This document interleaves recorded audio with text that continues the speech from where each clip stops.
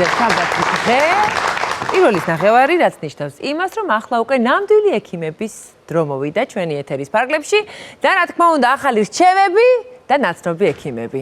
ლევან რატიანი. რეზო ომიაძე. ეს გავიგეთ თუ რა ფუნქცია აქვს ელენთას. კეთოთ მიწია თუ რეალობა რომ გაცება გადამდებია. მოგიყვებით არის თუ არა საშიში ჩაიდანზე გაჩენილი ნადები. მაშას ექიმები ვიწყებთ. ესე იგი ჩვენი 4-ეული ადგილზეა, ჩვენი თანაწამყვანი ნინო უკვე ჩვენთან ერთად არის და აბა დავიწყოთ ახლა რჩევების მიცემა და რა რჩევები გვაქვს მომზადებული დღევანდელი დღისთვის. თიკა იცი ეს რა ორგანოა? დაუფიქრებლად. ერთი ცალი თითქმელი ვერ იქნება. არ ვიცი, მგონი ყველა ვიცი ამის გარდა. თიკა ესა ელენთა. ეს არის ელენთა. და ადამიანების დიდმა ნაწილმა არ იცის რა ფუნქცია აქვს ამ ორგანოს ჩვენს ორგანიზმში. ნამდვილად არ იცის. იცის ამ მდებარეობს. რომელი ხაცა მხარე? აი სირბილისოს რო ტკივდება ეგ არის, ხო, რომ იტყვი რა ელენთა აწუხებს ელენთა. წარმოგიდგენია შენ. აი ვიცოდი რომ აკეთი ხო. მარცხენა მხარეს. რა ბაცაცა? რა ბაცაცა უნდა ყოფილა? ანუ ნეკრებ ქვეშ არის. ნეკრებთა ქვეშ არის. ხო და რადგანაც არ ვიცით მოსახლეობის დიდმა ნაწილმა და მათ შორის არც მე გარდა იმ ერთი შემთხვევისა, როცა ცირბილის და დატვირთვის დროს ტკივდება, ძალიან მინდა რომ აგვიხსნათ ყველას რა დატვირთვა აქვს და რა ფუნქციას ასრულებს ჩვენი ორგანიზმისთვის. მოდით მე მოგიყვებით ახლა სად მდებარეობს ეს ორგანო, როგორ გამოიყურება და ზოგადად რა ფუნქციას ასრულებს. ბატონო. არც თუ ისე მცირე ზომის არის მარცხენა მხარეს დიაფრაგმის ქვემოთ, მარცხენა თირკმლის ზემოთ მდებარეობს და კუჭის უკან. რეალურად ეს არის ყველაზე დიდი ლიმფური კვანძი. იმუნური სისტემის იმუნოკომპეტენტური ორგანო, რომელსაც ძალიან დიდი სისხლმომარაგება აქვს და რეალურად მას ხშირად აგრეთვე სისხლბად ორგანოსაც უწოდებენ, აგრეთვე სასაკლაოსაც. იმ უჯრედების, რომელიც აქ ხვდება და იფილტრება. შესაბამისად, ელენთა არის ორგანო, რომელიც წარმოადგენს ჩვენი იმუნოკომპეტენტური სისტემის ერთ-ერთ უდიდეს ლიმფურ კვანძს. ძალიან დიდი მადლობა. რამხელა საქმეს აკეთებს თურმე ჩვენი ორგანიზმისთვის ელენთა. ელენთა ჩვენი იმუნური სისტემის ერთ-ერთი მნიშვნელოვანი ნაწილია და ზრდასრული ადამიანის ელენთა დაახლოებით აი ამ ავოკადოს ზომისაა. ანუ ელენთა მიჭირავს ფაქტიურად. ამ ორგანოს არაერთი ფუნქცია აკისრია.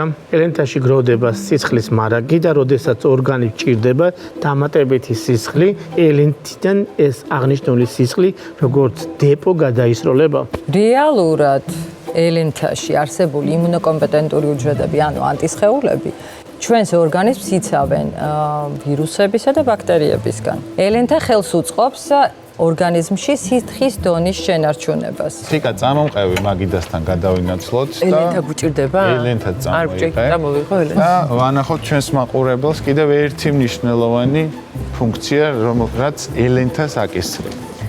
აბა ვნახოთ. ესე იგი, როგორც ნინომ დაიწყო საუბარი, ელენთა შეიძლება დავარქვათ სასაკლაო. არ მომწონს ეს ის, აუცილებელია რომ გამოვიყენოთ. მაშინ ანუ სუდ ფუნქციას ასრულებს? არა, პირიქით ძალიან სასარგებლო ფუნქციას ასრულებს ჩვენი ორგანიზმისთვის და ელენთას გააჩნია ფილტრაციის ფუნქცია.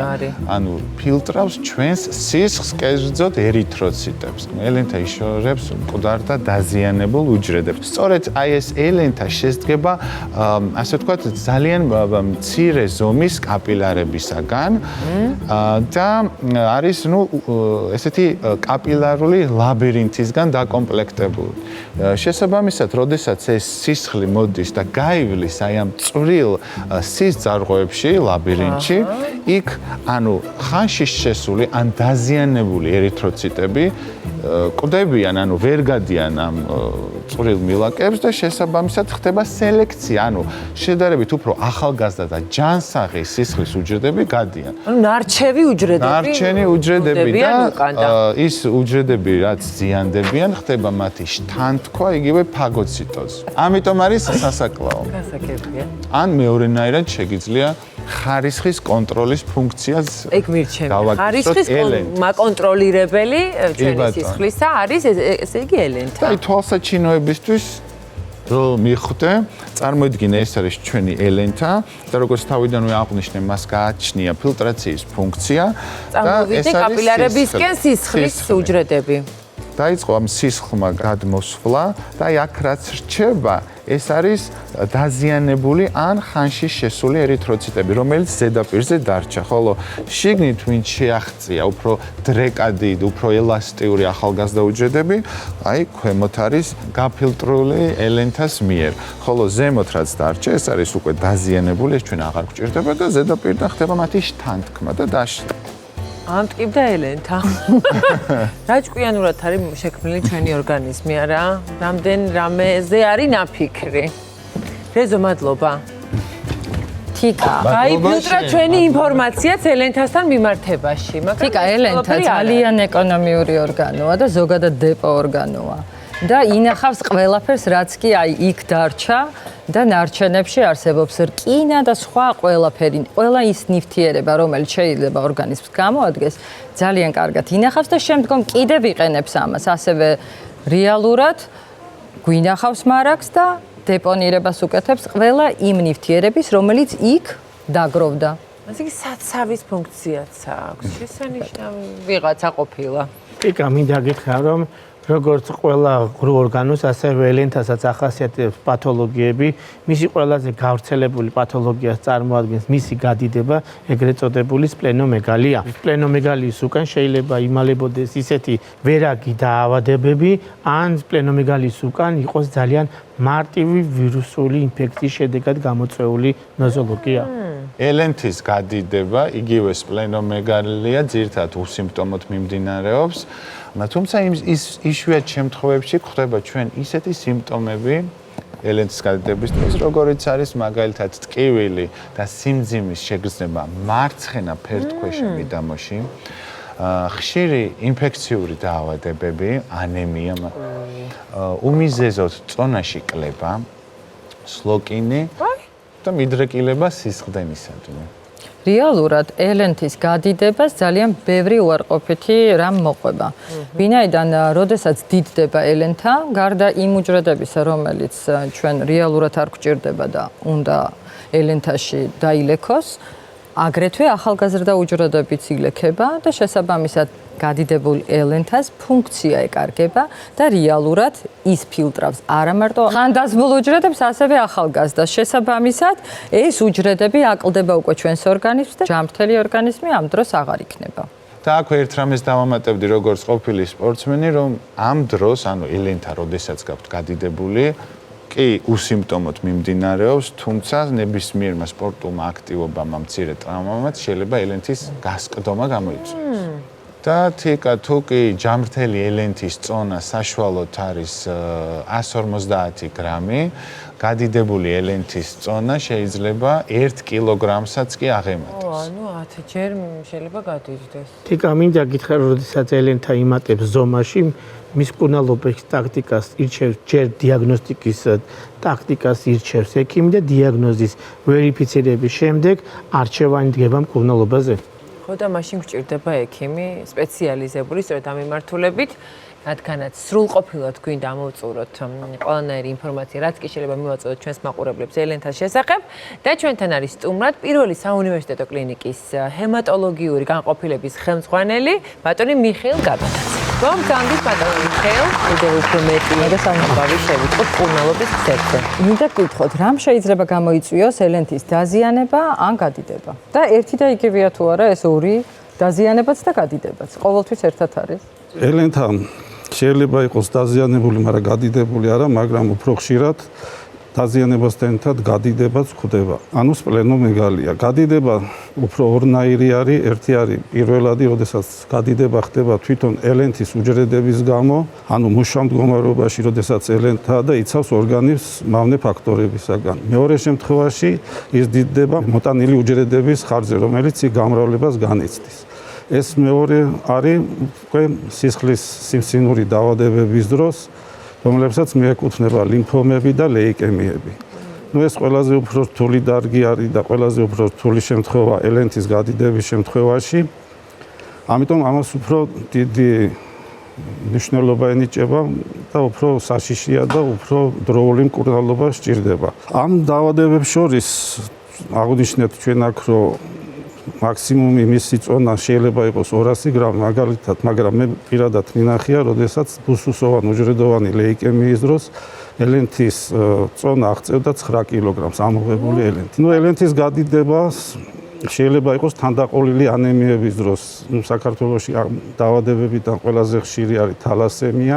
თალასემია გენეტიკური დაავადება. გენეტიკური თანდაყოლილი დაავადება საქართველოში საკმაოდ გვხვდება. გადავიდეთ ახლა ბატონო მიხეილ ცხოვრების წესზე და საინტერესოა ახდენს თუ რა გავლენას კონკრეტული ესე ვთქვათ მიდგომები ცხოვრებისეული ელენთის ჯანმრთელობაზე. ნუ ძველთაგანვე ითვლებოდა რომ მელანქოლიასთან აქვს კავშირი. ზოგიერთი საერთოდ შებრუნებით ამბობდა რომ მე-11 საუკუნეში ეს კვლევარი იყო რომელიც ამბობდა რომ სიცილის ცენტრი არის ლოკალიზებული ელენთაში და ვისაც ელენთა ამოღებულია ვეღარ გაიცნობს, მაგრამ რა თქმა უნდა, როდესაც დიდად ძალიან დიდდება ელენთა, იქ დისკომფორტი ვითარდება, აწვება დიაფრაგმას ცირდება ფირტვის მოცულობა, უჭირს სუნთქვა, ამასთან ერთად, როდესაც კუჭს დააწვება, ხდება საკვების პორციის შემცირება, უფრო მცირე ზომის საკვები იწვევს სიმაძღრის შეგრძნებას და პაციენტები ერთ-ერთი პირველი ნიშანი ხანდახან ესეც არის ხოლმე, რომ დაუშვათ რაღაცა ზომის პორციას ჭამდა, იმის ნახევარიც კი უკვე იმას იწევს ნაპროვანებას და აი მე მაინტერესებს დაუშვათ აი დატვირთვა სხვადასხვანაირი ფიზიკური რამდენად ახდენს ზეგავლენას დაუშვათ ელენთას იცით რა არის? მდგომარეობა. აი მე რაც შემხედრია აგბისტები რამდენჯერმე გავშინჯენ ინფექციურ დაავადებასთან დაკავშირებით, მაგრამ ისეთი ინფექცია არ ქონდათ, რომ ელენთა ყოფილიყო გადიდებული, მაგრამ ელენთა ყველას ქონდა გადიდებული. ეს ალბათ მორაგბეებს ამბობ, ხო? მორაგბეებს, დიახ. ალბათ ეს იმიტომ, რომ ის დეპო ორგანო არის და სისხლი იქ ინახება, დატვირთვის დროს სისხლი გადმოისროლება მერე სხეულში და ეს ეხმარება ორგანიზმს უფრო ადეკვატურად აიღოს ის დატვირთვა, რაც სპორტსმენებს აქვს. ამ დროსაც მატულობს ხოლმე ესე იგი ელენთა ყვებას აქვს რამე კავშირი ან ზეგავლენა?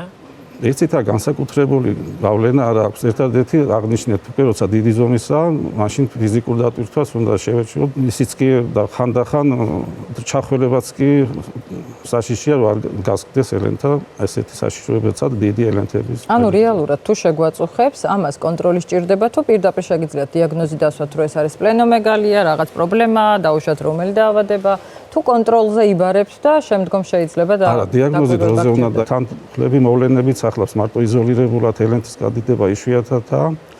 არის ხოლმე ცხელებითი რეაქცია, ლიმფური კვანძები იდება, სისხლის თვისობრიობა იცვლება ხოლმე ამ დროს. ნუ ამათი ერთობლიობით წყდება, მაგრამ ხშირად და ალბათ აუცილებელიცაა ძვლის ტვინის გამოკვლევა და ლიმფური კვანძების გამოკვლევა, მისი ციტოლოგიური და ჰისტომორფოლოგიური უჯრედის და ქსოვილის დონეზე გამოკვლევა. და ბატონო მიხეილ, ზოგადად სჭირდება თუ არა ელენთას კონტროლი? ქონია მე შემთხვევები, როდესაც აიმხელა ელენთა, რომელსაც 2-3 წელი უნდა გაიზარდოს იქამდე და პაციენტი პირველად 3 გადიდება რომ დაიწყება 3 წლის მერე თუ ხანდახან აღმოჩნდება ხოლმე ეხოსკოპია გაკეთებული აქვს გადიდებული ელენთა, მაგრამ ყურადღება არავის მიუქცევია. ამიტომ აი ზოს შეაწუხებს პაციენტი ცოტა გვიან, ამიტომ 6 თვეში ერთხელ ეხოსკოპია 6 თვეში ერთხელ? კი, ანუ ყველა უნდა გაიგეთოს. ნუ მაინც სასურველია კი. მით უმეტეს თუ ახლა მიდრეკილებაც ოჯახში ვინმეს ჰქონდა სპლენომეგალით გამოწვეული დაავადება. ბატონო მიშა, რა დროს ხდება ოპერაციული ჩარევა? როდესაც აი ჰიპერფუნქცია მომატებული, მაშინ ელენთა უკვე ამოსაღები ხდება. რა თქმა უნდა, ეს კარგი არ არის, უნდა ვეცადოთ რა შეიძლება შევინარჩუნოთ, მაგრამ თუ თავის ფუნქციას ვეღარ ასრულებს იმუნიტეტში ვეღარ მონაწილეობს, მაშინ უნდა ამოვიღოთ, მაგრამ ამ დროს აუცილებელია თუ ტრავმა არ არის, რა თქმა უნდა და მთლიანობა დარღვეული არ არის ელენთის, იმ შემთხვევაში ნუ სასიცოცხლო ჩვენებით ამოვიღეთ, მაგრამ როდესაც სასიცოცხლო ჩვენება არ არის, აუცილებლად ეს ხშირად ავიწყდებათ. უნდა იყოს შესწავლილი ძვლის ტვინი. თუ ის არ არის კარგ მდგომარეობაში, მაშინ რაც არ უნდა იყოს ელენთას ვერ ამოვიღებთ. და მე ელენთის ამოღების მერე უნდა ვიცოდეთ, რომ ის ფუნქციები ნაწილდება ძვლის ტვინზე, ღვიძლზე და ლიმფურ კვანძებზე. რატომღაც ბავშვთა ასაკში ბევრი სიბრილის დროს კი ტყივდებოდათ ელენთა, ეს მახსოვს რა ელენთა ალბათ. ყველას გადაგვიტანა. იმიტომ რომ იკუმშება ელენთა, სისხლი რომ გამოვიდეს. სისხლი ბუშტი წარმოვიდგენთ, იქიდან რომ გამოვიდეს სითხე, უნდა შეიკუმშოს ის და ამ დროს კაფსულის შეკუმშვა უცბად რო ხდება, ის იწვევს ტკივილს. ნეულია. ეხლა აიხსნა ჩვენი ბავშვობის სიმპტომი, რომელსაც მოზრდილები ეწევიან. ხო, საკმაოდ ძლიერი ტკივილია, ხანდახან ვერც დაიძვრებოდი ადგილიდან, ისეთ ტკივილი იყო. ძალიან დიდი მადლობა. საკმაოდ ინფორმაციული იყო ჩვენი საუბარი. არც ვიცოდი ეს მართლაც პატარა ორგანო, რომელიც გვეგონა რომ მხოლოდ რაღაც სირბილის დროს გვაწუხებთ და სინამდვილეში ამხელა საქმეს ეწევა ჩვენი ორგანიზმისთვის და ძალიან დიდი მადლობა, რომ ასე ახლოს გავიძანით ეს ორგანო. თვალით შეხეთ.